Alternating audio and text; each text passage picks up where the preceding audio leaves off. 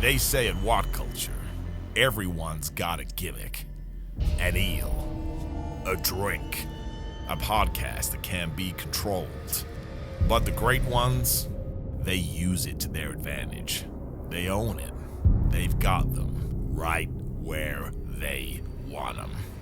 The rest just haven't figured it out yet. See, guys, anything's possible in the pyramid. So, Uno! Wait, are we not playing poker? Well, this didn't work. Do you go back to Vegas? Yeah? Okay.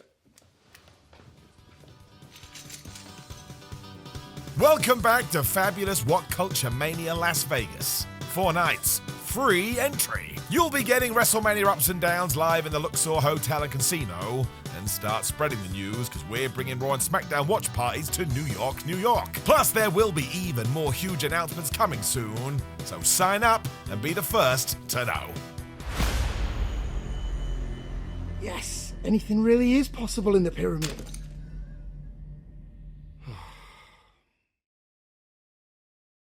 Hello and welcome to the AEW Dynamite review. We are the Dudley Boys of WhatCulture. I'm Adam Wilbourn, joined by Michael Hamflett, Michael Sidgwick, here to review everything that happened on last night's episode of AEW Dynamite. But before we get into it, if you're a fan of this sort of thing, make sure you subscribe to WhatCulture Wrestling on Apple Podcasts, Spotify, Amazon Music, and YouTube. We do daily wrestling podcasts where we not only review AEW Dynamite, but also Raw, SmackDown, the show formerly known as NXT 2.0. Pay-per-views, premium live events. We have interviews, roundtable discussions, and a roundup of the week complete with a very good quiz, of course, on WrestleCulture. As I said, though, joined by Hamflett and Sidgwick to review last night's Dynamite and the road to AEW Dynasty. Yeah, book ended well. Hamflett? Yeah, we'll get into it, but I think this was great, I'll be honest. Like, I praise the title picture all the time on these podcasts because it's really, really good, and I still think it's strong, but this week was the weakest it's felt probably all year, actually. I like the direction broadly. It wasn't fabulously well sold to me here. They've blown their beans a bit too early with the Darby mingling with the Callis family via MGF. Like, the thrilling bit about the title picture at the onset of the year was I can see the permutations here, and I'm looking at 3 potential Revolution main events here. Now I can see every road sign, like, on the road to All In. I will say there's enough credit in the bank now from the start of the year and the twists that I didn't see coming. And all those instances where something happened and it's only 3 weeks later. That's why they did that 3 weeks ago. There's credit in the bank. I'm not going to have this blanket sort of a predictable response, but if it's obviously MGF Kenny at Dynasty, then it'll be Darby MGF at Double or Nothing, and it's all too clear. I will say there was a little bit of, like, a little nod to what if MGF doesn't win a Dynasty with a certain backstage pre-tape. So maybe I'm being too harsh, but yeah, I feel like they've incorporated Darby a little bit too early into the title picture. Is there any rush to do that? I would like to have felt like Kenny Omega versus MJF 2 was a far more monumental match than the booking, the signposting, and in fact that the verbal promo build is indicating thus far. It's not a hot take or anything. We've talked about it before. When your title picture, when your main event is hot, everything else gets a little bit of a pass. I didn't think this was a particularly hot week for the main event picture. So for the first time post-Revolution, I don't know, I felt like you could scrutinise the mid-card a bit and it feels like it's in need of a bit of storyline spice. Like, a lot of stuff has been wrapped and wrapped again, and Revolution... outright get rid of a lot of it. Yeah, like Revolution had a couple of rematches on, like, stuff was done. If you think like Ricochet and Jack Perry and the Dogs and the Conglomeration, that was like there aren't even any loose ends to tie up. This is done, and yet we're still doing it again. It just, like, I think we're fair when it comes to, it is okay to just knock out good matches because the live crowds like the good matches, and it kind of, like, there's a brand faith in AEW with the, like, I might call them collision ass matches as cynic, but ultimately, like, it does serve AEW's core. But there is, like, Lurker Sizzle in the mid card at the moment, big time. And big time. This Dynamite Greatly. This Dynamite revealed it when I think you were allowed to take your eyes off the main event picture a little bit. Yeah. Yeah, I guess we could go in a bit by bit. I did have something at the top of my head there, but it's gone, so disappeared. We'll get into it. Oh no! I found it. It's gone. I've got it. You know, if you're an AEW ticket buyer and an AEW hardcore who would obviously have the inclination to go and buy tickets, you don't really necessarily want a big disruption to the format, which I've been in favor of for quite a few years now. Even when it's great in a familiar way. Like a new radical approach, something, because it can be a bit stale. You don't want to shortchange the people who are coming to the buildings, because if you're a Fed fan and you go to a Raw tape and if you see what was it, 25 minutes of wrestling on this Monday's episode or whatever it was, WWE fans don't care. They don't. And I'm not saying WWE does better television necessarily, but AEW could, in my opinion, afford to do far more in the way of hype, emphasis, recap, build, excitement, teasers, all the things that I think are lacking somewhat in AEW, and then do something like Cassidy and Roddy versus the Dogs is like a dark match. There's no rankings anymore. It's not as if they count. I mean, they don't. I'm watching it on telly and it doesn't count. So, like, you know what I mean? Like, if you're wary, and it's Tony Khan. Like, again, we've reached the point where none of this matters. He has his ways of doing things. But like, if you are wary of like, well, you know, we have this deal, this sort of unspoken agreement with our customer, the ticket buying public, that you come to Dynamite, you're going to get absolutely pay-per-view caliber matches for free, for less than the cost of a pay-per-view ticket or whatever. Do them in darks. I'd like one maybe could go to a dark match slot, like a big one in a dark match slot. Do like a big ridiculous party 10-man and a dark man for 20 minutes. So like that. Brody King, I think, wrecked everyone post-match here. I read somewhere. So that could be like, oh, you get to see the 10-man, it goes 20 minutes, and that's like sort of like a little treat to go and see the show live. There is a bit more meat and potatoes build and stuff that you kind of have to sit through with this revised schedule that I'm pulling out of my ass. But like, if you do a big 20-man 10-minute and it becomes the live event sort of like treat signature, like, people only have to go ham for like 2 minutes at a time. This is why Kenny decided to do it for so long when he was struggling, you know? I don't know. It just feels like there's at least one match on Dynamite every single week where I'm like, it's like, the temptation to go on my phone or to do something or to skive or to procrastinate instead of watching Orange Cassidy again. It's intense. It is severe. You mentioned the pay-per-view quality cards that they often get on television. Remind me, I don't really mind this whatsoever, whether it be on AEW or WWE. You know, when they like flash up people's messages and tweets and stuff, and often people say, I think someone said it this week, of like, this is like a pay-per-view level Dynamite, effectively. It's always the most bland milk toast crap, isn't it? There was one I was telling him about before. I was like, who talks like this? Because I think they'd announced beforehand that this match was going to open the show, Kenny versus Swerve. And I saw this, someone had tweeted, Kenny versus Swerve opening the show with limited commercial interruptions. Let's go. And I was like, who talks like that? Oh my God, justified. This is awesome chance, right, guys? From AEW fan number one. Like that. Wait a minute. AEW was great. And Tony K. No, that's too obvious. Call me. Imagine T. Khan. Train maker. Limited commercial interruptions. I might play that game a little bit later, see what he had to say all about it. But yeah, we started with Swerve and Kenny. Swerve's no more contendership versus Kenny's EVP status. Very even early on, really fun back and forth as always between these two. Swerve eventually set up in the corner, eats a V-trigger, and Omega wants the Avalanche One-Winged Angel, but Swerve slips out and hits an Avalanche Angle Slam for the reset. Omega comes back there with a series of Snapdragons. Strickland rolls to the apron, fights off a third one from Kenny, and grabs the referee to stop him from doing that, and mule kicks Omega, but Aubrey doesn't see it, so she can't do anything about it. Swerve hit a pump kick. They go up onto the barricade, fall into the front row. Nice present for a fan there.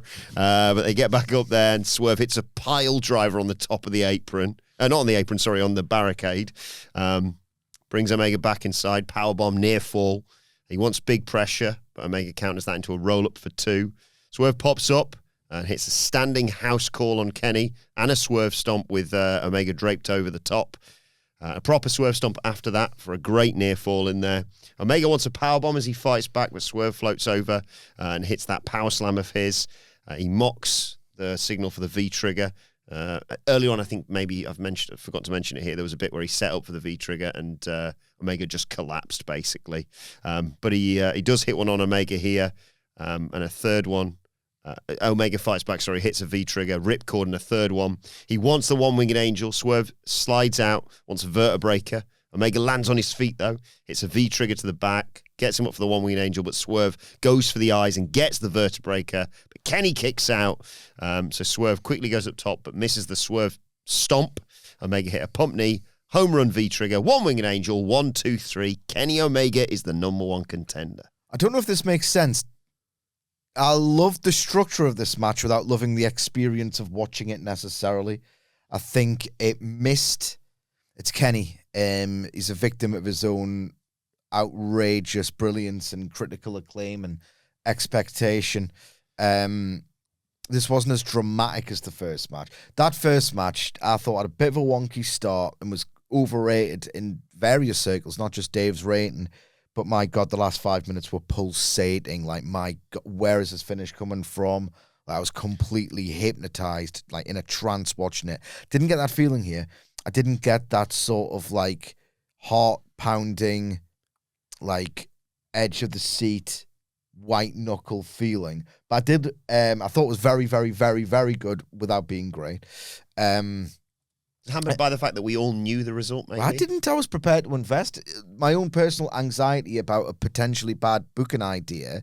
But I was sort of like, I was kind of locked in terms of who's going to win or lose. But maybe that could sort of have, I could explain maybe the crowd reaction, which, again, it was better than last week, the crowd. But there was 2 weeks or 3 weeks prior to Revolution where I felt like, Christ, they are back in terms of how hot this feels. Like those 2021 returning crowds, that was the level of volume we were dealing with. So that was less than ideal as well. But I love the structure of it. I love the way they did it, apart from feel like it just didn't click into that gear that you'd expect the Kenny singles match to get into in the last 5 minutes or down the stretch. I really liked how Kenny just took virtually all of the opening, because my wrestling fan brain goes, oh, he's not winning this. I thought that was quite clever. I really liked as well the sequence where it ended up in the, what's the stomp? Just the stomp. Yeah, the Swerve stomp. Swerve stomp, yeah.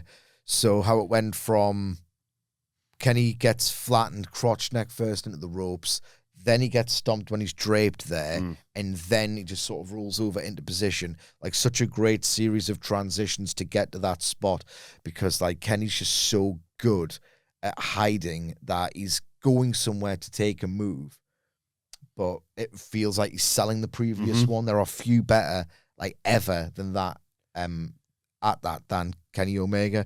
So I thought that was really good. I like the repetition of the finishing sequence as well, because Kenny knows that the one-winged angel is just 100% success rate. And it felt like you were watching, like that. You know, like there's probably other sports like this. I tend to only watch one. But you know, when you watch football and your team's got a pattern of play and they keep going for it over and over again, and it can be, if you're invested, either hopeful, it can sort of make you feel optimistic, or a bit negative of like, try something else, this isn't working, they're countering this, they're defending this. But Arsenal like, get a corner. this sort of thing, where it's like, you know, if you're the left winger, or like the left-sided forward, and it's like, you're cutting it on the right, go, oh, don't f***ing sky it, Anthony Gordon, it's a derby! Don't do it twice! I was thinking. I know you're not a natural striker of the ball, but you've got to be working the keeper here. Don't go for accuracy. That's hubris. Especially the second time. You don't go for the headlines in your head and the little psychology that you do. Don't aim for the sweetest postage stamp in that top corner. Test the keeper, especially the second time. So you know that feeling? Oh, yeah. When you start talking now, I was like, I wonder if I'm going to be able to decipher who Sidge is alluding to. Yeah. When he But you says know, this. it's that process of like, oh, they're going for it, they're not getting it, they're not getting it. So that like the repetition has its own sort of tension that comes with it. I thought they played with that really, really well. But yeah, I just didn't have that I'm watching an awesome Kenny Omega singles match feeling watching this, really. I did enjoy, Swerve. If you watch his last 2 singles matches, the rolling is getting cut out. He's finally, there was like a bit of that awkward adolescence, really, if you like, between, oh, I'm Swerve, I'm doing this sort of hybrid style and I'm class at it. Oh, actually, I want to become a proper main event proposition, bulk up. He's starting to really get it in the ring, in the ring. Do you think that's as simple as, because I liked watching him cut some of it out when he proper made it to the top or was on the ascent, but do you think the rest of it has gone because he's a heel now? Do you think in his mind that sort of stuff is acceptable as a baby face and he's chopped it away because it's like crowd pleasing stuff as much as it is anything else? And he's maybe he could have like a few because then you bring it back, don't you? Reintroduce it and like no. Well, no, but do you know what I mean? But like, don't roll around when you're built like an absolute. He's a tank now. Yeah. He's a tank. It's Swerve Did Strickland. a nice shot of him, didn't they, from like low down when he first got out there. Yeah. I was like, bloody hell, he's massive. Yeah. Man. He says he listens. He likes to keep receipts because I think he has like spite as a motivator. If you follow him on Twitter, I don't know if he does that anymore. Very few wrestlers bother, and understandably so. He was like, "Yeah, I'll remember this," or "I'll remember that." Like he's, I mean, all wrestlers, even if they aren't active, posting or engaging, they're all thin-skinned, looking. What's going on? What's going on here? He must have seen. I'm not the first person nor the last to bemoan the fact that he's rolling around in slow motion before doing like a flatliner or whatever. Maybe he's just finally learned like, it actually looks incredibly awkward when I do that now. I enjoyed this, but I was a bit lower on the first match than consensus, I think. I was as well. What I'm trying to think of another example of a pairing where this has happened, and in recent times, because I can always dive into 90s comparisons, but what's the point at this point? Like, these two have really good physical chemistry without all of it passing into the stands.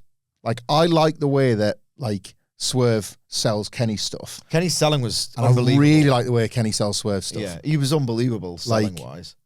So, but something, there's like a block between that and the audience engaging with that, which is tricky because that's I don't want to get into a big debate. That is the most important thing. But physically, I like watching them work together.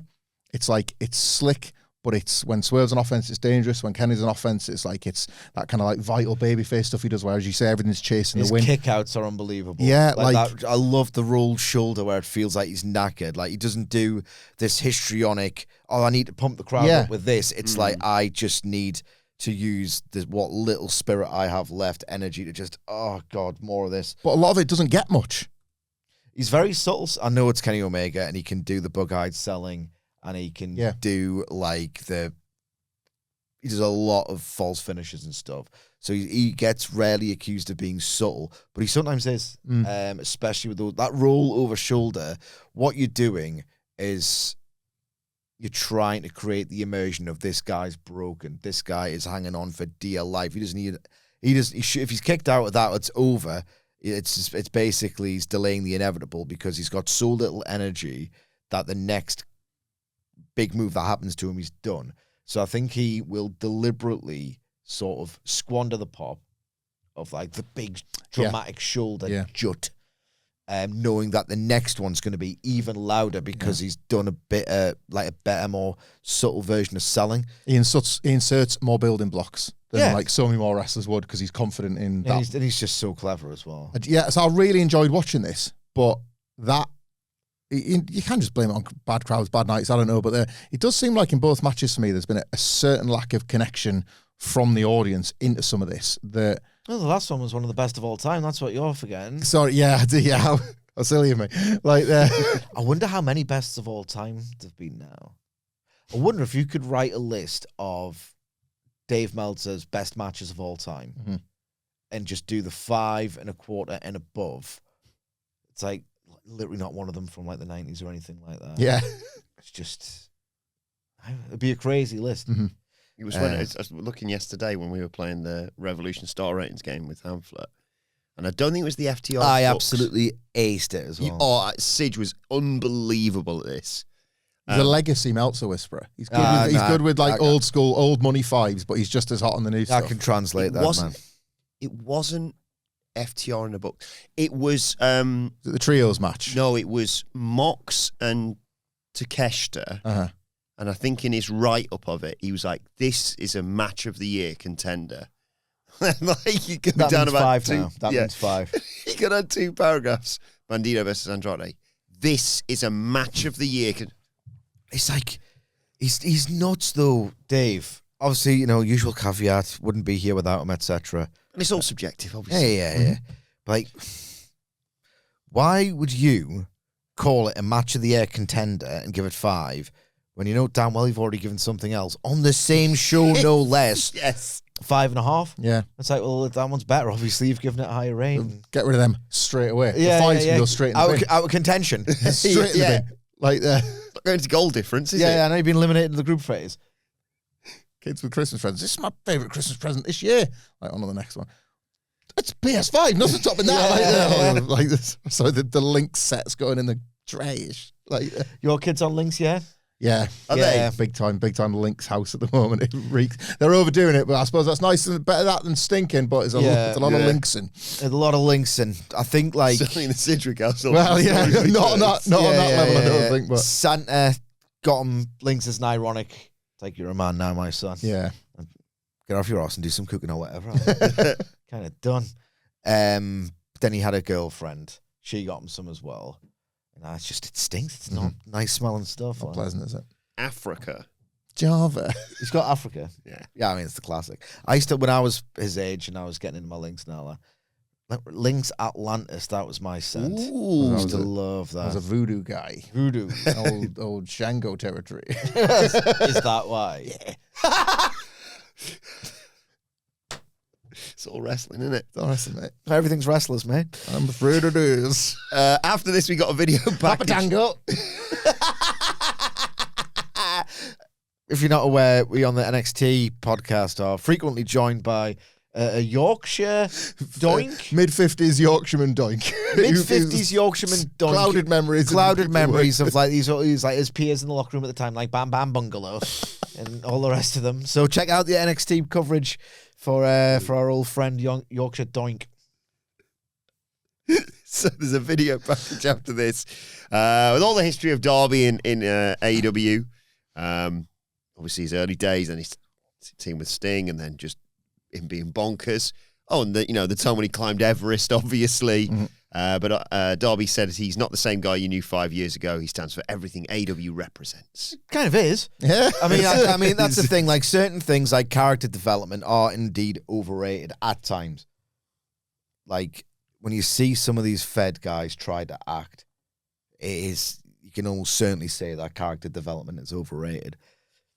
And it's fine to not do it much, provided you kind of class and you are like Darby Allin and you are able, 7 years in, what an unbelievable achievement, that he can go into the ring and deliver a match where it's like, bloody hell, that gets me feeling some kind of way.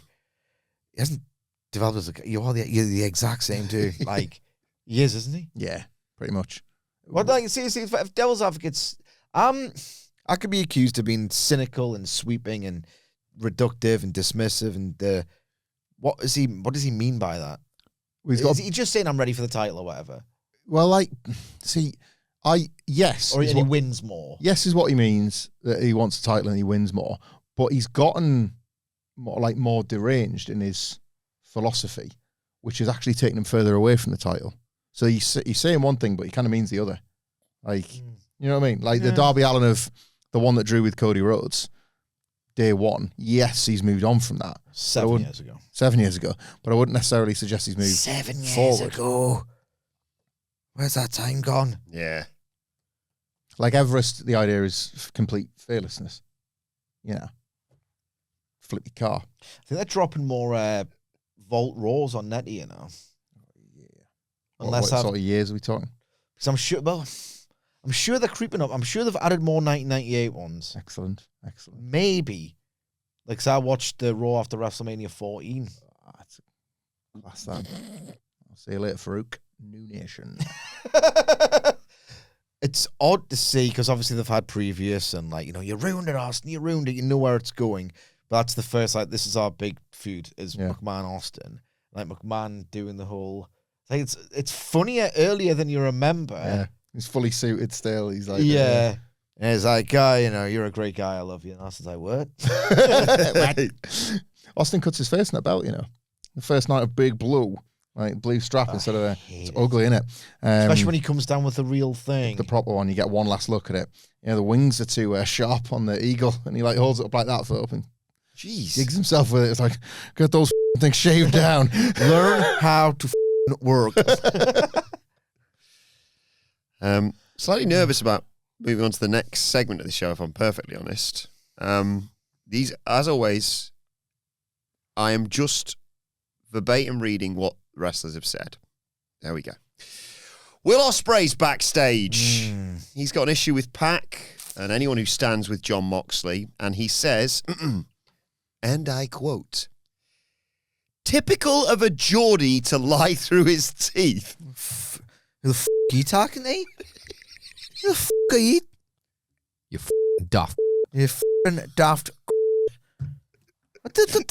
What are you saying f*** me for? What did I do? I literally was like, rewind, as I was watching this morning. Huh? We all know that. I cannot tell a lie. Everyone knows that. Maybe he's referencing Geordie Redditor. I mean, he was referencing Pac. Yeah. But I was not happy with Mr. Ospreay there. Or what was the name of the well, he's ruined it now, AEW critic. Oh, the catastrophizer. Yeah. Guy.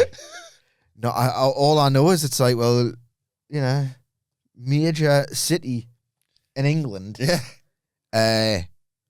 Now Ospreay, generational great wrestler, in-ring genius.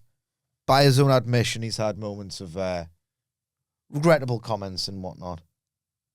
Is it butter, is it not? I mean, the clue's in the name, buddy. Do you want people to travel down from Newcastle or not? I expect quiet. You're from Chesterfield. You don't know what it's like. I was going to say, when he's wrestled here. Quiet, don't you understand? He's wrestled here how many times as part of WCPW? Loads. Yeah. Death Riders, it's canon that the Death Riders are Newcastle fans. Like, Moxley wears the hat. The hat. Gabe Kidd's a Forest fan and he wears the hat in solidarity with Pac. So he's got to take them all out. Geordie Nation one by one. Will Ospreay, I expect a full and frank apology for those comments. And maybe you'll get people to travel down from Newcastle to London at great expense. Greatly. Especially with the show of a public transport system we've got up here. Don't even want to leave the house. Not for me, I liked it. Watching you. Not happy with that comment. Because I heard you. I seen you. You were doing it. And your mate was doing it now. Yeah, he was referencing, I think, when he talked about, and Pac saying when he shook his hand, he knew he hated him or whatever it was. Typical of a Geordie to lie through his teeth, put his big nose and his big ears in his business. And he challenges him to to meet him in Winnipeg next week for Dynamite. Then he turns his attention to what Mox said about putting Ospreay in a timeout, something he'd say to his kid, obviously. He said, whilst I was in that timeout, I actually owe you a thank you because I got to spend time with my son. But the fear, what he had to see from me with what the Death Riders did to my neck is something I'll never forget. I don't know why you did what you did in front of my countrymen, my friends, my missus, my kid, my mum. But I'm going to alter your life. And he points to the scar on his neck, just like you did to me. John, I won you a Dynasty, motherfucker. Motherfucker. I swear it's goated. The F word's goated. I love Will Ospreay swearing. Like only one of them should do it. Yeah. You know what? Nah. Don't swear. Like, has there ever been bad swearing in wrestling, right? It's so rare. I mean, obviously in New Japan, they were swearing like sailors. But in terms of like mainstream US pro wrestling, the F word, Very rare. Vince would treat himself on a UK exclusive pay-per-view back in the day. Remember that? Triple H. Or the Shane one. Well, that just came out of nowhere. Yeah. Just forgot himself, didn't he, really? Triple H was allowed. Like, I'm sure every wrestler would love to do it. Yeah. But like Triple H is like, what if I'm the only one who's beast enough? so obviously he did it in that famous healed, I am the fucking Geo. So he's done it. Final Boss Rock, absolutely goated. I'm sorry, it's just the best. MGF was a good swearer. First time he dropped it was Tony Khan, wasn't it? Like when he screamed on Leonard's calling him a first mark. F on I telly. reckon so, yeah. Jericho wasn't very good. No. Well, that was his last words, wasn't it, in AEW? His whole deal was like, because we put the South Park counter, didn't he? Like, Jericho went full, you got some shit in your face there. He was dropping so many because he was like, it's class, isn't it? Yeah. Hey, lads, shall I do it again? Ospreay's class GFY. at it. GFY. Ospreay's class at it. Who else has dropped an F? Hangman Page after All in Texas. I'm the champion of the world. It was the only cool thing he did as champion, really. The Hobbs match, and to a lesser extent, the Fletcher match. It's always good. Yeah. This promo was good. Oh, he's excellent at it. Yeah, I like Absolutely that. excellent. He just needs to watch his mouth. Pack in Winnipeg is great. That's good. Well, the Hebben Town lads will be on you. Some of them. Like, let's race through like the Pack stuff. I like that. I like that mentality. It's He wants a 5 every week, doesn't he, Tony? That's his new thing for Dynamite. He wants a 5 every week. it's belief in your own booking as well. Like going to Yeah. Moxley at the pay-per-view, like he's Because they could have easily confident. done Pac and I like that. Ospreay at the Pape. No And bother. Winnipeg. Imagine if you had this sort of moxie, these bals, in like 2021 with that roster. When he was holding on to everything. Yeah. Yeah. That's good. That's good though. It's a lesson learned, I think. Yeah, and I like that feeling of like, no, it's mock. Like we've got all these, but we've got so many wrestlers on this roster that we can give you this big match on TV, but the big one you still get to pay for, and it's worth it and all that. You know, that'll be nice. If that was a payoff, wouldn't it? Like Ospreay and the Death Riders is done and dusted at the pay per view when he beats Moxley, and there's not the sense of right. It's got a long tail now when he's got to beat Utah on Dynamite and Claudio's kicking around or whatever. All non-title as well, obviously. Well, we said this. The tricky thing with Moxley's belt is it's almost lesser than if you put it on the line. Yeah. Like if Ospreay wins that, it's He's done Claudio, Ospreay. I remember it being really good. I mean, it's Ospreay. Like it's everything really at a minimum is really good. I know he's wrestled Claudio. He's wrestled Pac, but it's always so incredible. That definitely run that back and they're not doing it. Is there any other Death Rider I'd want to see him wrestle? Does Moxley do a stretcher job here? The whole neck brace deal. Does he take some time off? No. You've answered your own questions. You've answered your own questions, sir. With his promo, the neck for neck. Brings us nicely to what happened next. And no winners this time, unfortunately. It was the Death Riders, John Moxley, Daniel Garcia, and Marina Shafir. Who did you end up guessing? You went with... you went with Leo Rush, didn't you? Yeah. And I can't remember who you landed on, Sidge. Brian Keith. Yes. But it was Skyflight, Dante and Darius Martin, and the Brute. I really like Zayda Steel. Death Riders jump Skyflight during their entrance. Skyflight do the big trifecta dive to take us to a break early on. The bit with, when we come back, Dante's in trouble. He's all isolated. He hits a drop kick to Garcia. Marina Shafir comes in, and Dante hit a leaping Insuguri to Marina Shafir. Yep. Oh my god. Oh my god.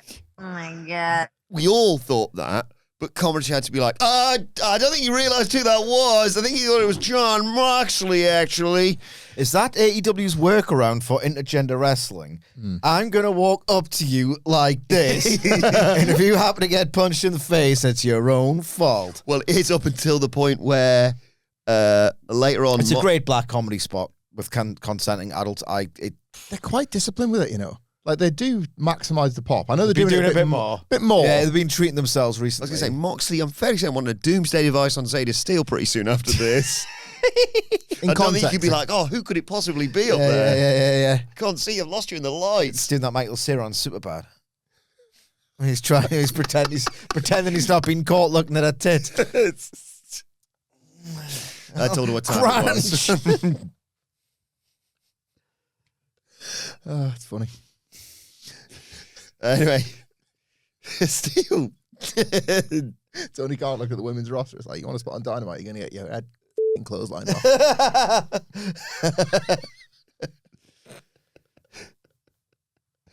I told her what time it was. Steel makes the hot tag. She runs wild on Marina. She also attacks Garcia and hits Shafir with a tornado DDT.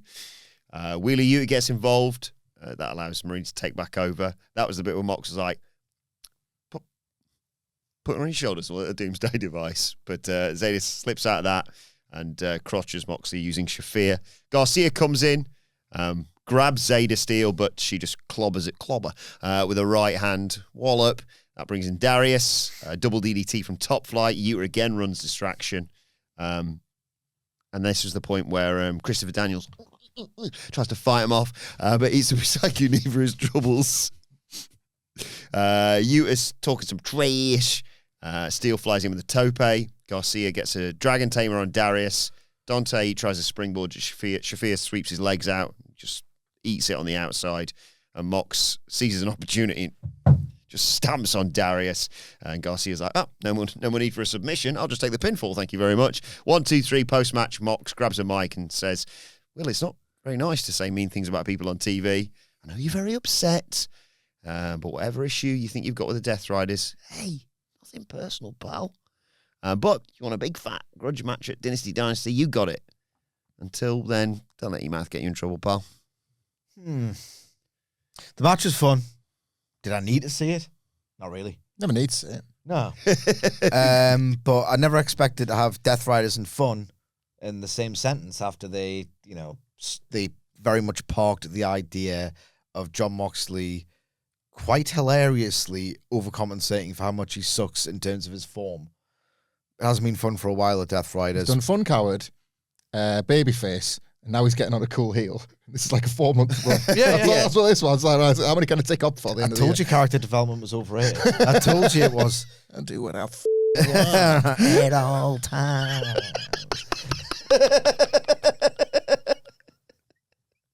He does. He does. So, yeah, this is fun enough, I guess.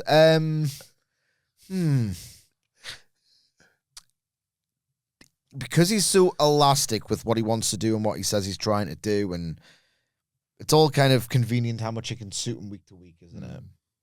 Because I love gold.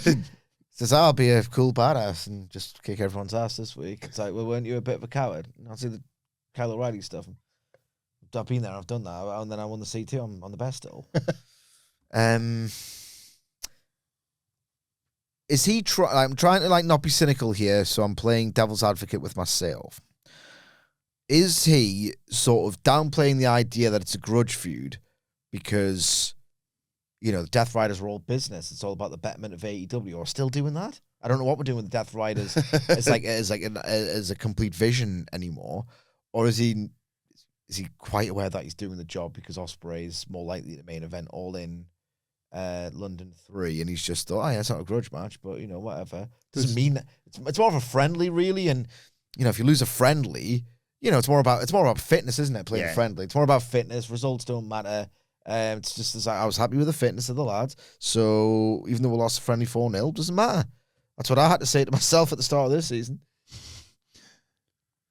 If Jon Moxley was just, or is he trying to wind up Ospreay? Well, this is it. It's whether I think this is entirely dependent. I think it's easy to be cynical about Moxley. Is the thing. It's entirely dependent on your read on him. I think because I totally agree with you. I think you can cut this both ways.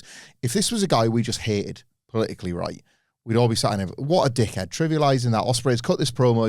He's saying neck for neck, innit? I want to break your neck, like going as emotional as he can. He's going to do another one next week. See you at the pip. And then Moxley's like, grudge match. But this could be the insecure Mox again. He's so clever as old Shark Moxley because he can give you this beauties in the eye of the beholder thing where somebody could just as rationally argue that that's really smart storytelling. Classic Moxley. But you just be like, you cheeky bastard, you burgundy pants this one again. Like, he wore his green ones when he fought Edge.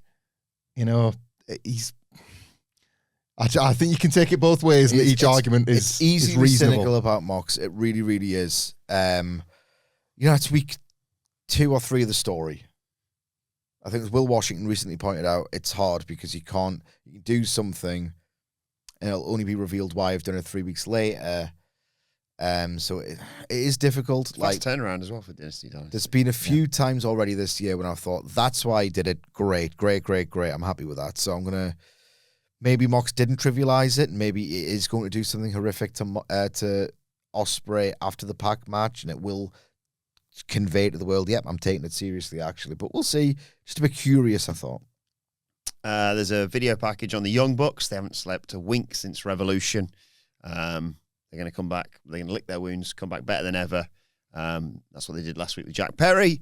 But they're going to become AEW Tag Team Champions for the record fourth time in the Big 26. Doesn't matter who's in their way. Did they say the Big 26? They said in 2026, but I read that and then my brain goes through the Sidgwick filter and I say Big 26. Yeah. But yeah, the ball is rolling, as you mentioned, on this Escalera de la...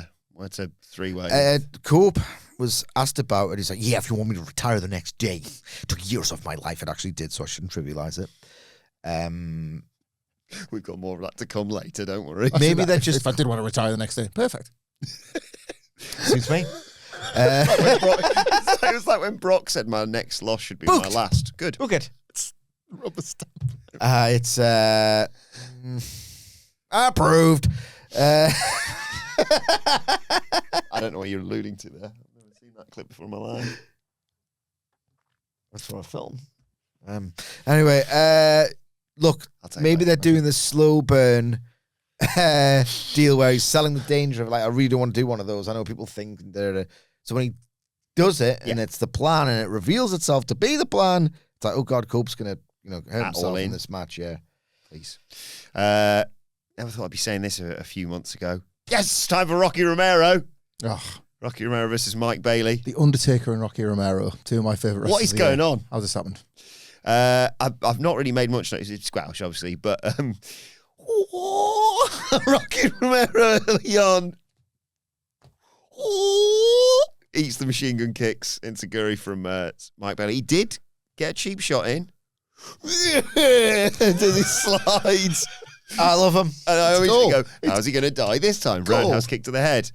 Time Adventure, Ultimate Weapon, 1, 2, 3 for Mike Bailey. I love you, Rocky Romero. Yeah. I think on this show, right, when there's a lot of like, hang on, it's just getting downplayed here. Oh, that was a bit trivial and silly. Oh, that was a bit light. You got a pay-per-view that's like 2 weeks away or whatever it is. I reckon that some of the parts are better than the whole on this Dynamite, really, if you... Because I enjoyed... Why are you laughing? Adam. That's not the phrase that I use. Got your phrase wrong, haven't you? What's the phrase then? I know what it is. What you're saying is the bum of the farts. If you like this absolutely juvenile, terrible comedy, then check out the stupid SmackDown coverage. I'm not a part of it, you see. You were this week, pal. So. You're welcome every week. Special guest, wasn't it? Yeah. Very excited to talk about SmackDown from the clips I've seen. I will not be back. We've been thinking of some more challenges, haven't we? Yeah. You do your dumplings one on SmackDown. But because he ate 70 chicken nuggets, my inner idiot... I've got 71 friends. My inner idiot dickhead wants to eat 71 dumplings now. And I want to watch that.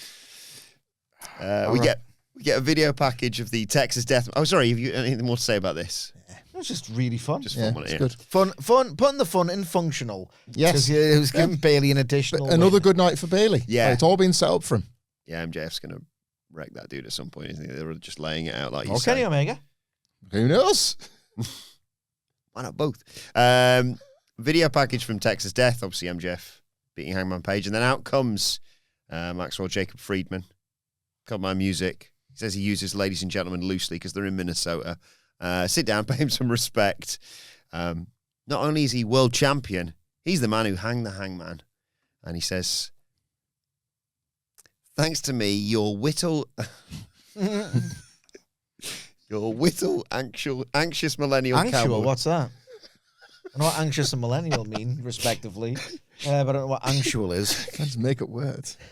Thanks to me, your anxious millennial cowboy can never, ever, ever, ever, ever, ever, ever, ever, ever, ever, I've probably missed a few out there, be world champion again. Wrestle Culture fan, is he? So it's the easiest match of his career, an easy dub. The facts of the matter are he still holds the championship that every single man on this planet can only hope to obtain. That means you reach the absolute mountaintop. There's no better prize, no higher honour, and no one deserves it more than him, obviously, because his name is Maxwell Jacob Friedman, and he's better than us, and we know it. In fact, he's going to double dip the old catchphrases. There's nobody on the level of the devil, he says. And then bing bong, squeeze me. Out comes Kenny Omega. Comes out. Excuses the way he looks and maybe the smell. What's Max's excuse?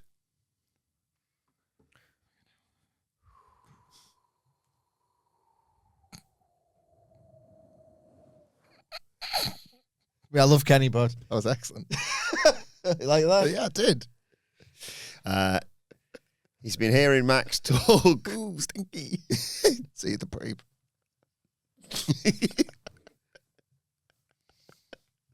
He's been hearing Max talk time and time again. He's all smug, acting like he beat the greatest AEW champion with the greatest of ease.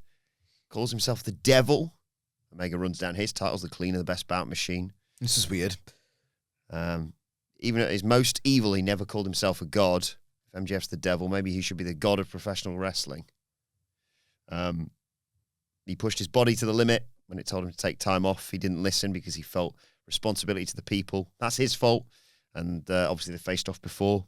MJF beat a 60 to 80% Kenny Omega. But now he's back.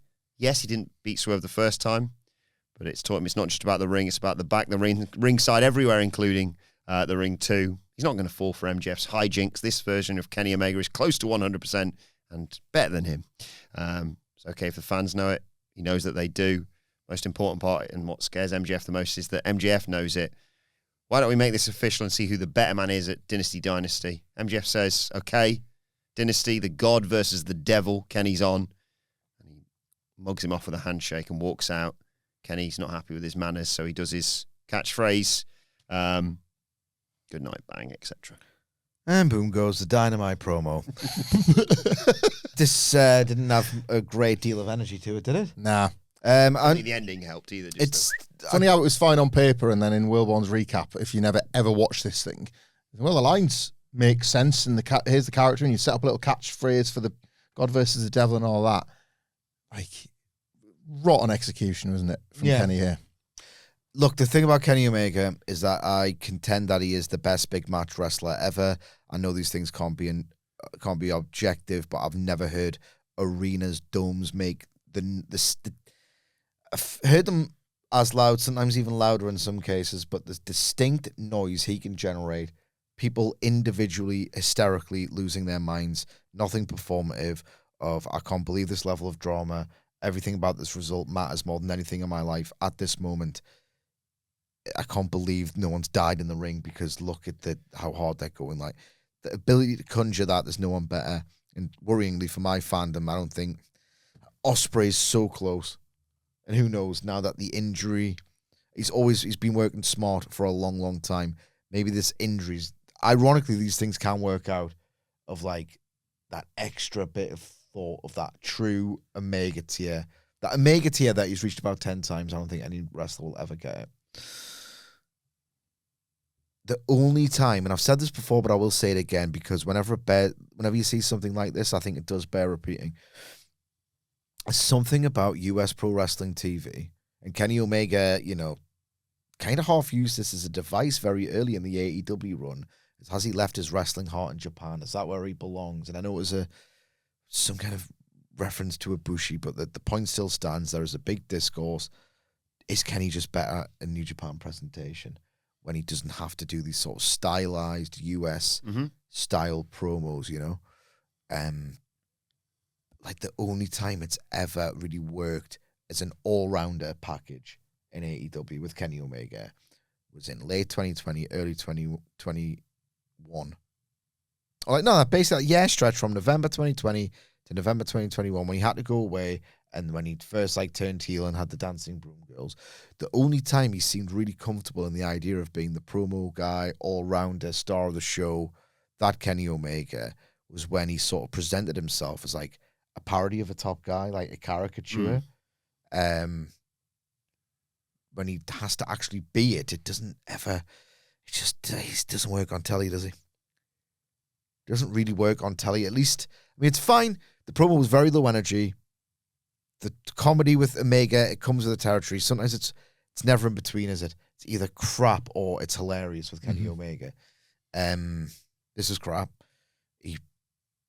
I believed in his words, so on some level you could sort of do the whole Bret Hart thing where it's like it's not really particularly charismatic or like just owning the room and just playing the room, but he means it. But it was worse than Bret Hart. It was authentic, but I was bored. I think you feel fired up. I wonder if a problem here, because I haven't minded Kenny. I think I've been probably gentler on Kenny on the screen in a suit than you have, really, when he's had to do those ones. I wonder if here the contrast was a bit painful to look at, whereas like MJF is so good at that element of it that immediately he kind of illustrates what it is to be a American TV champion. And then when Kenny doesn't, it's like, well, that takes away a little bit of the believability that he can actually win the belt on the night, because this is how one should perform, and this is it's just not his wheelhouse. And they made me think it was nailed on that MJF's winning. Yeah, like not his wheelhouse. When you Kenny Omega, it's fine, because I agree with you. I think there's few better at everything else ever, but this is the wheelhouse, so that becomes a pretty Kenny big doing media for London, for yeah, example. it's a barrier of entry, isn't it? You're like, ooh, not sure about that after Yeah. this. Like, I loved the first Kenny and MJF match. By the sounds of it, I think I liked it more than Kenny Omega. Like, I loved it. So I have more faith in them nailing this than I did the Okada match. Like you say, on Yeah. paper, it Like- makes sense, doesn't it? Yeah, you beat me last time, Yep. but I was rotting from the inside, effectively. It's a good story. Yeah. It's a horrible way to put it, Adam, but never mind. Sorry, yeah. But yeah, it's like, I'm that not is a doctor. Omega likes you framed it Omega as one of the better sports-based guys ever. Yes. So that he's leaning on like his injured past and all of that. All of this. Yeah. And then you actually watch it, and that delivery style, that aloofness that so often works against him in this setting, has done it in kind of the worst way here, because it's the opposite of a sales pitch for the pay-per-view. He's done it again. You f***ing little bastard. Here's a quick thing. You mentioned how people like a certain kind of Dynamite and maybe don't realise how a format change might be nice because this is the one they like. On the night in Canada, will this matter? That is maybe the argument. I know they could the bet on every TV segment from here until the pay-per-view, and people will come up for it. Yeah. Not that that excuses a bit of a rubbish night, but there is that, isn't there? There's that, like, it's going to draw, it's going to be massive in the building. Can you make it going on last? It's going to feel a bit like, oh, come on, please, come on, do it. Is this his first singles pay-per-view main event since he lost the title to Hangman? Yeah, I think so, yeah, because the Forbidden Dow 2023 was semi-main. Yeah. MJF should have the Canadian flag, but with his face on it instead of the maple leaf. Love that. Love that so much. It was excellent. Right. Let's get to the backstage chat with Cope and Christian. Sorry, that was just reflex. Cage says, life's about choices. FTR chose to turn their backs on Cope, jumped them, laid them all out, left Beth Copeland with medical issues after a spike pile driver, and even worse than that, they pile drove me. Excellent. That's good stuff. And he leaves. Cope says, he's an asshole, but I know two bigger ones, and he's clearly been watching Sidge, because then he says, I hope not. Come here, cameraman. Get my damn nose hairs in. I don't even cut them. Guess I'm just too much of a bloke. Because I'm a bloody bloke. You pull them out, get your eyes really watering. I can't stand it. But at the same time, though, it makes you feel alive, doesn't it? Get my nose hairs. I'm kind of a gnarly, evil bastard. I don't shave. I don't pluck. I don't shave. I don't pluck. Get in the ring. Go home and that's the Cope life. Pulls on your t-shirt.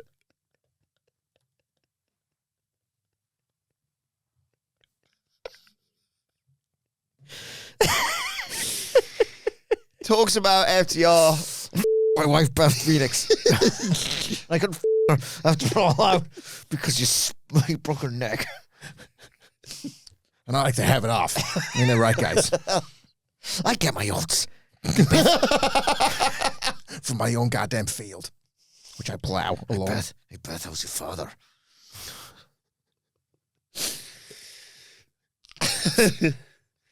He is a radar superstar. He is, yeah. A game I like to call Hide the Strudel.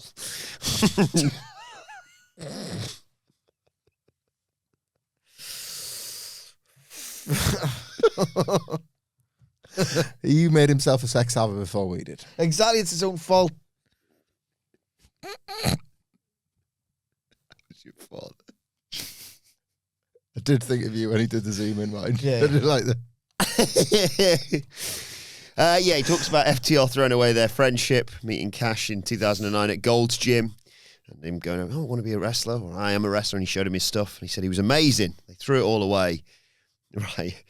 I had to do some research on this because I had to do a double take here, Sidge, because at first I said, look, you threw it all away. I get that. I'm ultimate opportunist, obviously. But you put your hands on Beth, right?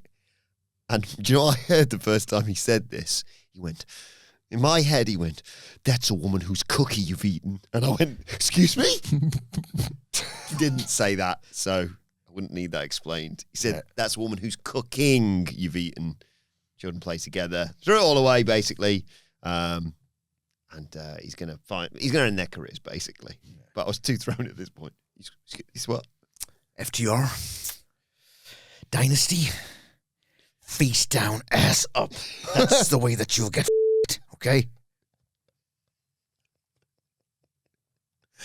It's him. He's the radar superstar. It's not us. It's not us saying this. No.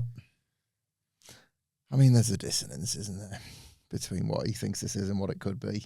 It could be a proper knockabout, this one. Honestly, it probably would. Christian's got the right idea. This could open. This could be for some tag. The first one was. Bit of fun. Good laugh. The first one was. You got to laugh unless you cope, in which case you got to like, it is so, like, the visual is Christian doing the bit that works about this and then leaving, so that Cope can do the bit that doesn't. I'm sorry, Cope. No one gives a about your wife. I don't know how this has happened, but it's like, I mean, you've not made eye contact with her for 6 months.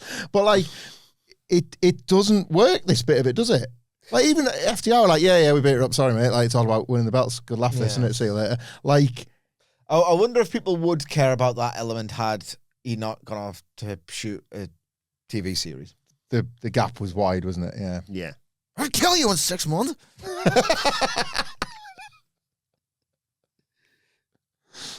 going to get you, but I'm going to walk to the arena. See you when I get there. FTR and Stokely respond immediately after this. Tony Schiavone says it's a miracle Stokely's on his feet, eh? The commentary was rotten throughout, just to put that in. I was with a mensch. Excalibur at one point when Taz completely stood all over his line, much like I just have with Adam there, sorry. Went, "I've missed you, Taz." I said, "I haven't. I've missed you while you're at it." While you're at it. It's Wednesday. Since last Wednesday. I do pop every time I load it up because I loaded it up earlier to show Nicholas the Geordie comment. It's obviously, it's like, it's literally starting an engine. Here we go. It's so often 1, 2, I kicked out. I hate it. Stop doing that. I do like Tony shoot Varney, though. We need a bit more of that, don't we? Sick of this. Like, just No. These recent, like, comment. What was the one? What was the thing he David did? Finlay. No, not that one. Remember the other one? Who was Tony Storm or Mariah May? There was one. Mariah May? Speak, bitch. Speak, bitch. Wow, Tony. Whoa, pal. Anyway, Cash says Copeland wants to talk choices. They made a choice to dump the dead weight, carrying his carcass over the finish line of his career. Carrion's cock?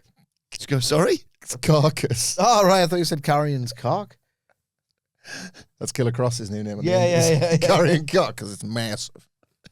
I use it to pleasure Scarlet every night. They'll take a backseat to no one. I deploy it. Wheeler basically says it's not 2009. Detonates. We're getting silly now. Come on, let's go back to the serious business of Dynamite. Wheeler says it's not 2009 anymore. He doesn't need Copeland, his wife, or his stupid kids. Your time's gone, you two. FTR are living legends. Dax says, your tough guy act don't scare me. You and Cage are former shells of your former selves. Everyone knows it. Look, I love your wife.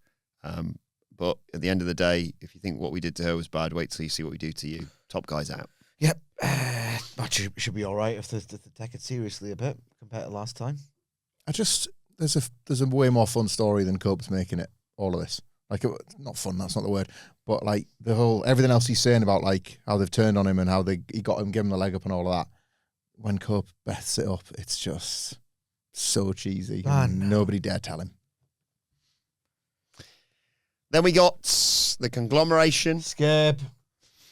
I'm telling you, I've got not one word to say about this. Man, come Don't you can fly through this recap. I'm serious. You're probably wasting your time. Let the listeners come, viewers, know how the match went. But I'm sorry. It was, Cassidy and Strong versus the Dogs, David Finlay and Clark Connors. There's a moment as well with FTR and Cassidy and Strong as they're making their entrance. There was a fun little, do your noise? No. Demolition, decapitation, wasn't it, that they did? Yeah. Orange Cassidy climbed down off the top rope and dropped an elbow. Was it fun? Or 7 years later, you should start taking it seriously again. Dogs took control into the break. We come back. Strong hot tag. He runs wild. Cassidy comes in and gets used as a projectile, spiking Connors with a DDT for 2. There's a Cassidy diving DDT off the top after Finlay had taken out Strong with a lariat.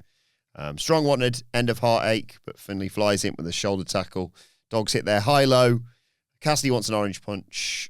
Clark Connors dodges that, and then they hit that spear suplex combo, the full clip, I believe they call it, for a win for the Dogs. This was like a match from the 5th and least interesting AEW mid-card.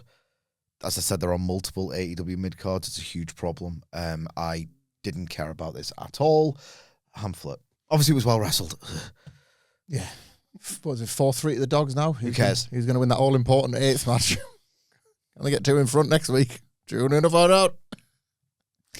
What an odd start to life for the Dogs. Like, record-setting collision assing of an act. Mm-hmm. Like, it's still a problem. It is still a problem keeping like new guys hot. You got 2 of them in this stable. Too many guys, though. Too many guys. Overall. Yep. We hear from the new tag team champions, the Divine Dominion. Greed is what cost the Babes of Wrath their titles. If Willow thought she bit off more than she could chew last time, they're going to make her choke. And Harley's going to be left playing with her dolls. There's no second chance. Tatum Paxley. Just fatality. Yeah, fine. Carl Fletcher. Great interview with him and Sky Blue and Andrew Pollard, available right now.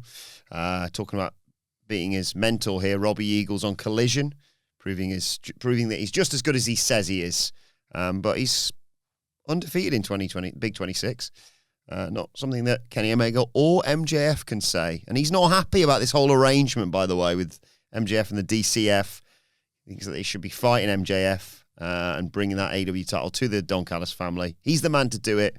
Takeshita walks in. Fletcher says, look, I know you're not a fan of Okada or Proto-Okada, but nothing come between us. And Takeshita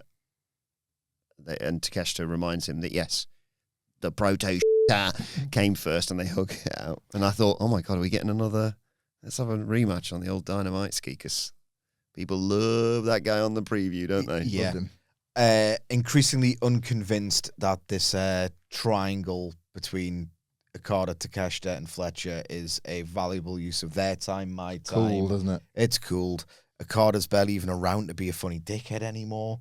As soon as you veer into the Fletcher and Takeshita actually have a nice warm friendship and they want to, it's like, that's a bit like, that's completely totally off. I don't want them to have a nice friendship that goes awry. I want Okada to be a complete arsehole to Takeshita and Takeshita to elbow his head off after I've been sufficiently teased that it's going to happen for 3 months.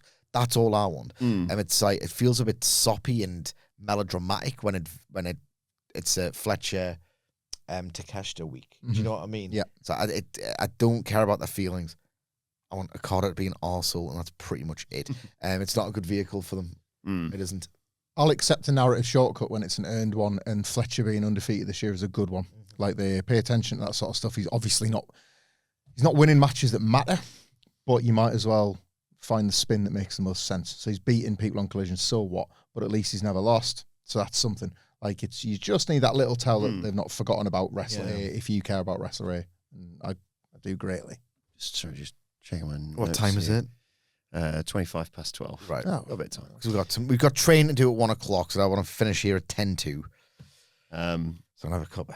Yeah, shovel down some porridge. It's time. It's different when Adam Nicholas has got stuff to do. But it is time for the one women's match. Yeah, sure is. Dynamite. It was for the women's title, though. Thekla versus Mina Shirakawa. Great news about Thekla getting a new contract, by the way. And he was telling me. All right, I didn't know. Well that. deserved. We She's should been have there been a here year. 2 minutes. I didn't think there'd be an issue. I didn't think that'd have to be a story. Like a better one, maybe. Yes, exactly. Improved terms. I'm Deserves it. purely speculating, but I think Andy was telling me she had been around a year basically. She's had like a 2-year contract. They've given her another one, maybe to be like, 1 year left, risky. Or in my head, I'd like to think that she's quite rightly earned a better contract with what she's done over the last 12 months. It's all about making them not want to go elsewhere. Yeah. Mm-hmm. Locking them down. Anyway, Judico! Mina walks out. She's got another bouquet of flowers. Who's doing this? What's going on there? I thought they'd completely dropped this. Yeah, but it's back. But Mina's all over at the start. Hair mares draping DDT off the top rope. They fight on the apron. Mina avoids a German suplex and hit a draping DDT off the apron. She's fighting for Toni Storm and herself tonight as we go to a break. Speaking of which, when we come back, Thekla mocks Toni Storm. Excellent. Really good. Flopping around on the ground. That fires up Mina as Thekla goes for a spear. Mina hits a sling blade, heads to the top. Missile dropkick gets 2. She gets a half crab, but Thekla gets to the ropes, kicks free. There's an attempt at the spinning back fist by Shirakawa, but Thekla ducks that, hit her right hand. Mina gets in a shot of her own. Thekla hits a spear, grabs her belt. Referee takes it from her. It's all a ruse, though, so she can use the old brass knucks. Mina ducked the shot, though, hit a back fist, wanted a back suplex, but Thekla just nails her with the knucks, hides it, gets the 1-2-3 post-match celebration with the Sisters of Sin. good, not great. I appreciate that there was a bit of an unvarnished vibe to this. They weren't gunning for a classic. They knew the tone. They knew what Mina Shirakawa's character motivations were. I quite like that. Crowd came up for it a bit more than I thought, but it's still that age-old women's division problem where it's got that flattening until the work brings them up, you know? I will say, though, and I don't know, it's happened to every match, so I'm going to pick on someone. If everyone's doing it, I guess it's probably fair game. And I do not need to see, in literally every single professional wrestling match I watch, the heel do a mock of the babyface's like crowd appeal or pose. Or something they do. Every single match I see it. Yes, it should be. Yeah. Every single match. Here's Big the thing. Bill should be allowed to use it. Solo Sikoa. It's Thekla. It's always quite good because it fits my style of comedy of like people taking the piss or people being cruel. Yeah. I quite enjoy that. I do, especially in a wrestling context. But like, you've got to find different ways. Look at Kenny and Rocky Romero. Exactly, yeah. Rocky Romero didn't go, oh, and do like a crap gun thing or pew, pew, pew or whatever. They found a way to do black comedy and get that reaction and crunch him in the back of the heat. It feels like in 97% of wrestling matches I watch, I see the heel mock the baby faces, like crowd appeal pose. I don't need to see it in every single match. It's like the babyface version is the babyface paying tribute to Eddie Guerrero for some reason. Yeah. It's like you can already see them doing the arm shimmy before setting up a frog splash. Yeah. Good, not great. It's a familiar pattern with the women this year. I thought this was better for the bigger picture of Tekla's title reign than the actual match itself. It was fine. Mina is a very inconsistent big match wrestler, but I think the positive of this is there's no Nobody really seems like they can come at Thekla at the moment. That's a nice position to be in as a champion. The reign feels like it's got legs. It feels like it's established. Even though Take some beating. yeah, it's not like gone on that long, and yet already she feels absolutely unequivocally like the best. And somebody needs to like take this seriously if they want to get the belt off her. If this is all leading to Mercedes Moné finally winning it, she's the heel to keep the belt on. I think. Yeah. Like feels secure. The division feels secure Like at the top of it. It might be a bit lazy, but her doing effectively like, I've cleared out the division. Yeah. There's no one left who could possibly stop me now. Yeah. Oh, bollocks. Yeah. But as I said, that was the one women's match on this card, Sid. Before we get to the name of the game, we have to get to the aim of the game, obviously. We do. The aim of the game is to identify to the hour, minute, and second the first time you hear the first note for the first woman to come out and compete the entrance theme for the only women's match on Dynamite. The idea being, I'll let you in on a secret, okay? You ever noticed how the first hour, obviously there was a mixed tag action going on this week, but most weeks, that first hour of Dynamite, it's kind of like just wall-to-wall balls, isn't it? Just a total cock fest, sausage fest. Concentrated cock, okay? Just, it feels like a men's promotion for that first hour more often than not. Hang on. Are you telling me that... I don't know where that's come from. Are you telling me that they are putting... Because it's always in that 1 hour, 20 minute, 1 hour, 25 minute range, that first bit of music, isn't it? It got me thinking of a theory, a conspiracy theory. I don't know why I have a conspiracy corner. Do they do this because they realize it's 2019? I mean, it's 2020. That's 2021. No, 2022. That's 2023. It's 2024. That's 2025. Oh, no, it's 2026. You kind of have to have women on, just for the wokes. Yes, but the problem is we have to do that because of the optics. But if we just do it once, obligatory, say, then get that out of the way, we can have wall-to-wall balls, concentrated cock all night long, baby. Okay? But yeah, you have to do it just for 15 minutes or so. Just to shut those people up, the on social media and all that. So, yeah, you got to do that, but at the same time, you got to think about Jim and Joe, the avatars of our audience, who, of course, live in Little Cock, Arkansas. Got to think about them. So they're just watching the Dynamite, set the scene. Can't do this anymore. Didn't think of a bit for them today. I was too busy raging at my bloody bus. So, they're watching and like, okay, all right, that Will Ospreay. I like him. I know he's a limehead, son of a bitch. But, Will Ospreay, I'll break a neck. And, yeah, he's a good guy. A real man as well, He hits him really hard. And, there's John Moxley. He's the original badass of AEW, of course. I like all this that's going on. Okay, that's really good.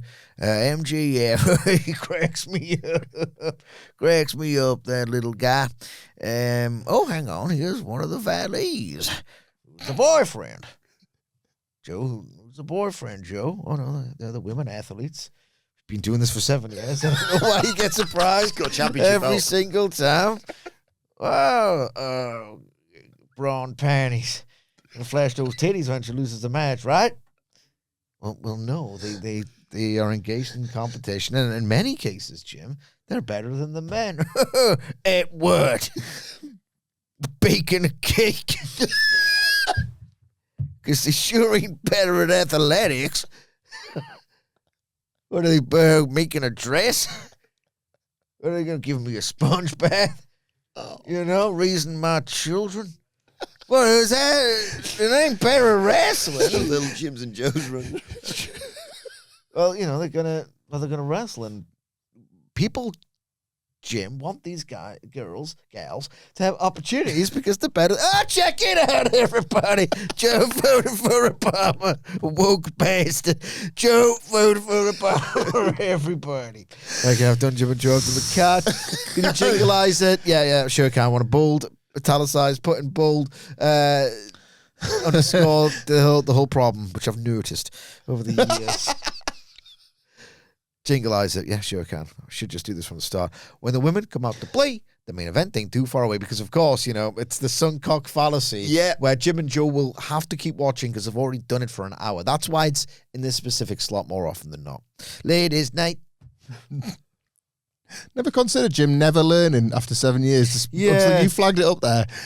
Every week he forgets. Yeah. Every week he forgets. Thekla walks out wearing the world title. Yeah. What the hell's going on I think here? it would make more sense the bit if he was Jim and Joe were like the prospective new fans who are going to turn over. First week. Yeah. So I might have to start going into that first impressions of the wrestlers a little bit. Yeah. I didn't realise Jim had children. This has to make sense. Of course. Yeah. I genuinely didn't think about Jim having children until this week. Yeah. I think he's got amnesia too, to be honest. Well, we know. If we do not have... You know, too busy the wife going wham, wham, wham, the ear got tinnitus and I got amnesia because I'm trying to forget all about it. She says, oh, Joe, Jim, you get this from the store? Oh, what's your job? What's I'm bringing home the bacon. what's Jim's wife's name, Sidge? Alice. I was thinking to say Jill then. I was convinced, but Alice is amazing. Alice. Alice? Alice? Alice? Sometimes I take a drink, I think, oh, God, I'm drinking from the poison Alice again. But I go for marrying that. But, you know, we've got to hurry. any but more questions? We'll find out more about Joe's history maybe next week. Who the f*** is I'm Alice? Jim. I'm Jim. No, we haven't had time to go into Joe's. Any more questions? And from me, Jim.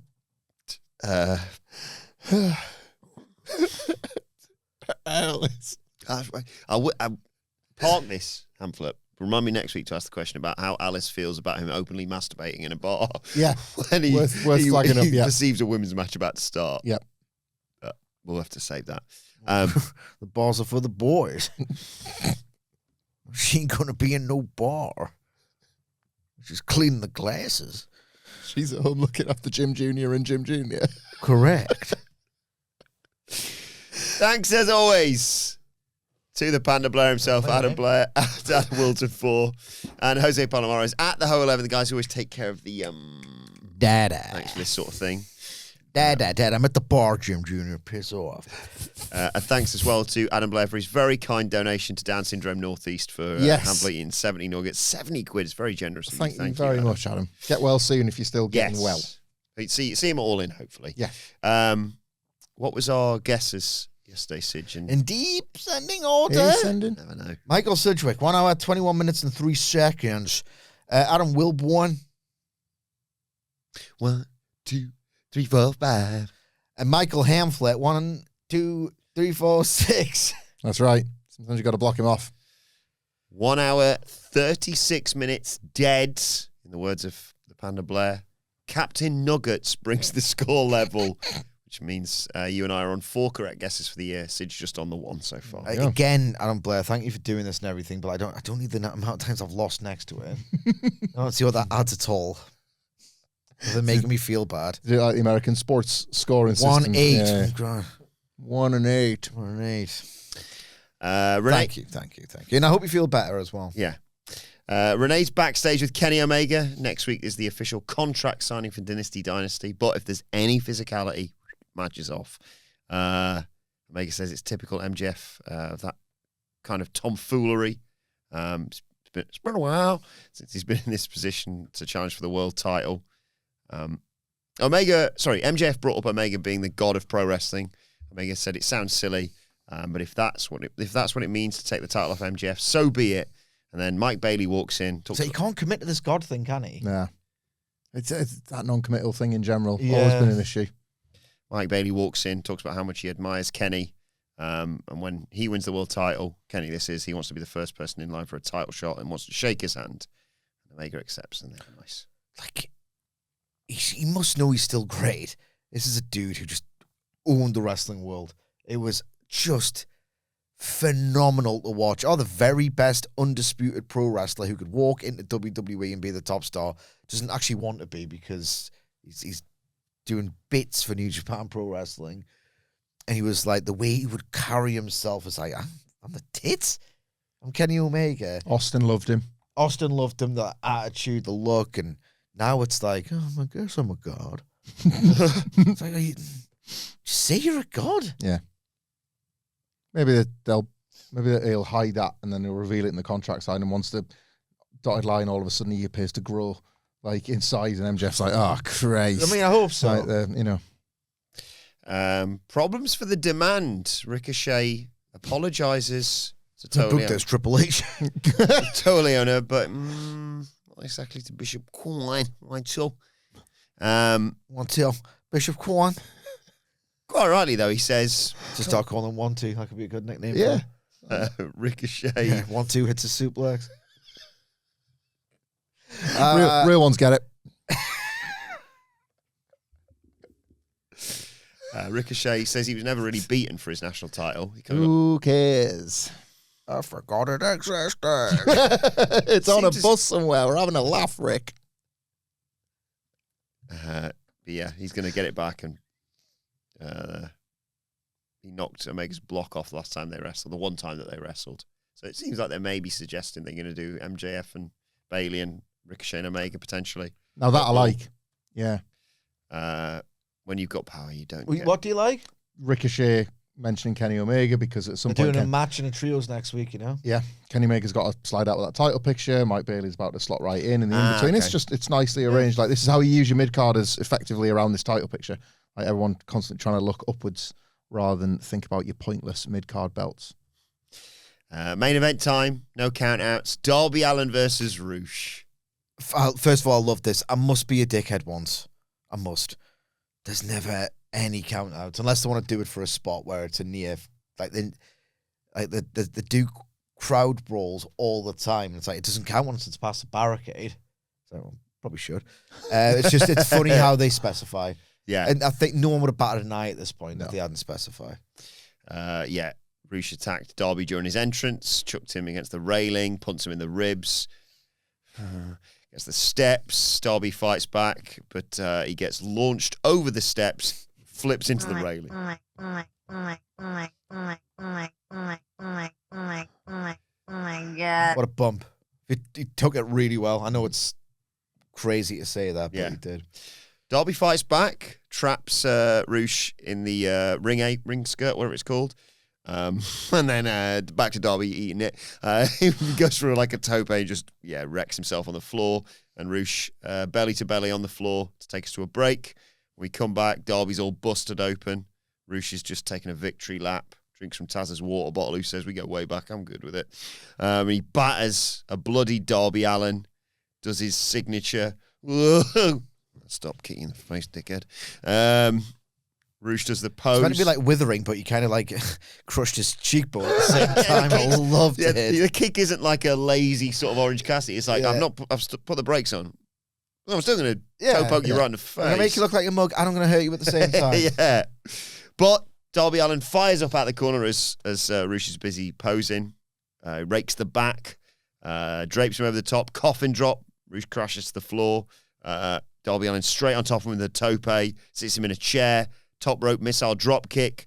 He's eating a bit of the chair somehow afterwards when this is all going on. This is Darby Allin, by the way, eating chair. Takes it back inside. Roosh kicks out of one. Starts no-selling. Come on, Darby, hit me. So he does. Code red for 2. Roosh comes back with an overhead belly-to-belly into the corner. Get out of the way, you pull-turning prick. Darby Allin's like, come on, do me again. And Taz says, yeah, quite rightly, you don't need to ask Roosh twice. He wants the bull's horns, but Darby Allin dodges that, rolls through, jackknife pin, 1, 2, 3. Post-match, they put over 7 wins in a row for Darby Allin. But out comes the Don Callis family, particularly Mark Davies, who, of course, has got a greatest. One of the best post-match attacks I might have ever seen. It was so unbelievably just casual and hilarious. Darby's like, and they're like, bloody hell, 7 wins for Darby Allin. You see Mark Davies, come here, you. Pile driver. It was absolutely magnificent. And again, it's cruel. It's wrestling's at its best, or near its best, or whatever up there.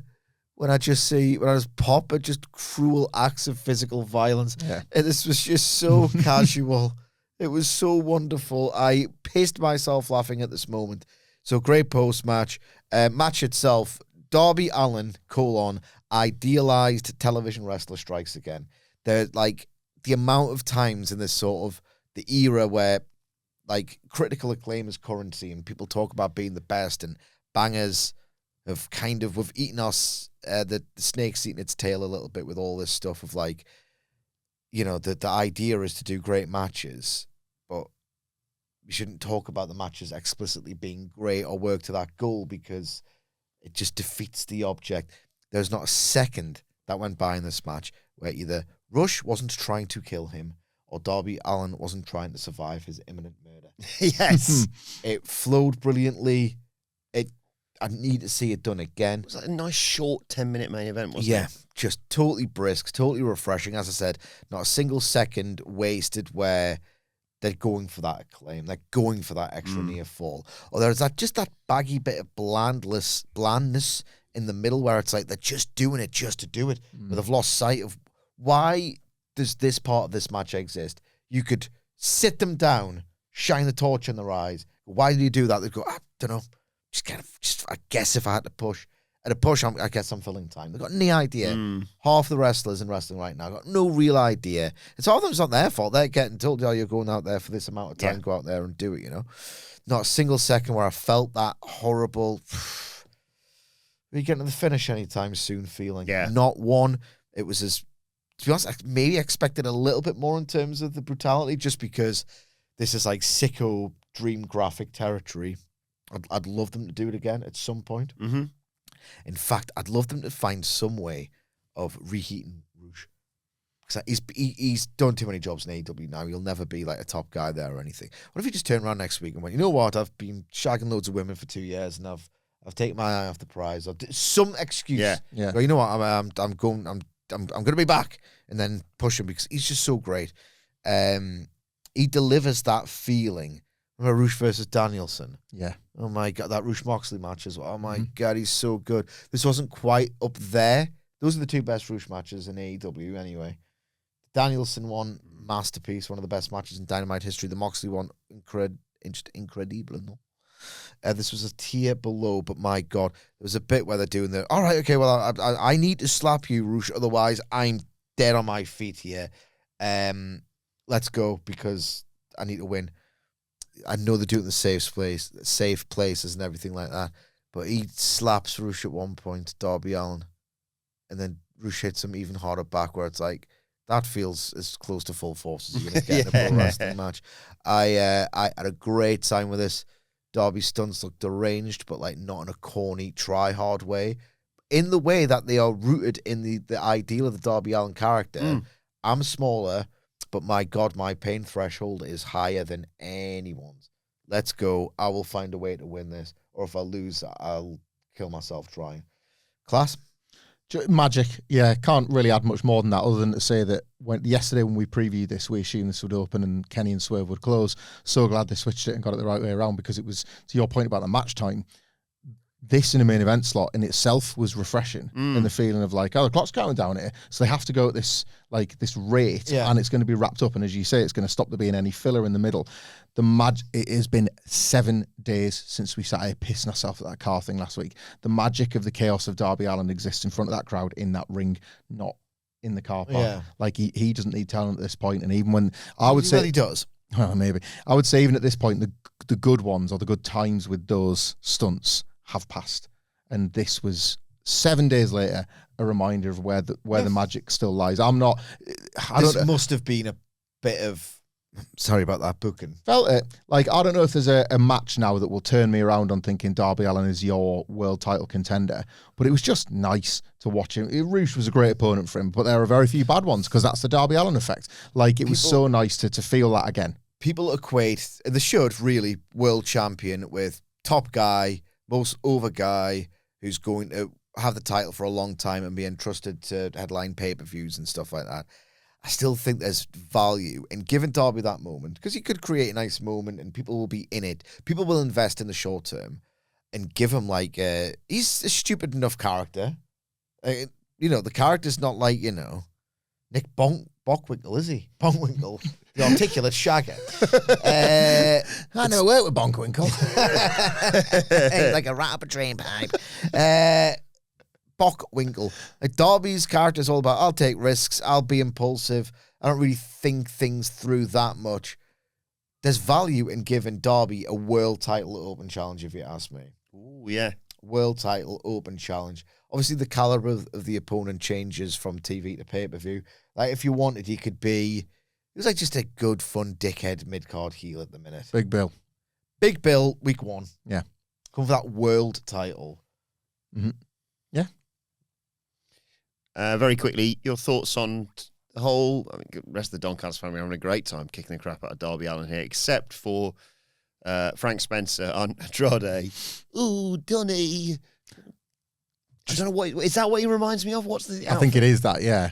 I don't know why he's wearing that when he's got such a ripping bod. Yeah. It's good booking, is what it is. Like the idea that you're leaving something in there that not everybody is really keen on this MJF thing, but we've seen it on camera that he's going to take the money and do it anyway. Keeps the MJF Don Callis family, what is that question hanging in the air? And it sort of keeps Andrade tied to the title as a result, and his wins and losses have continued to matter. He's also in the picture. Like, Andrade and Darby Allin's going to be bad ace. Can't eventually a babyface turn for Andrade? Because he seems to be like, why are we doing this? A bit like This Fletcher. will run out of juice, this heel thing eventually, so maybe. Yeah, maybe, but like, Jesus Christ, would be doing this Takeshita. Is he in or out for like months and months and months? So don't hold your breath. Well, let's know your thoughts on that and everything we've discussed in the comment section below. Or on X at WhatCulture WWE. Watch, they can follow all 4 of us, sort of. You can follow Michael Hamflett at Hamflex@gmail.com. I'm also on Cameo. Follow Michael Sidgwick at M. Sidgwick. Follow me at Adam Wilbourn. Follow our brilliant producer at It's Adam Nicholas. Check out a great new show we got coming your way in the next few days. The boys are going to be working on this afternoon. Can we say anything more about it? That would be quite the dilemma, wouldn't it? Now this has been the Dynamite review. Thanks to Hamflett, Sidgwick, and Nicholas. Thank you for joining us, and we will see you soon. Podcast.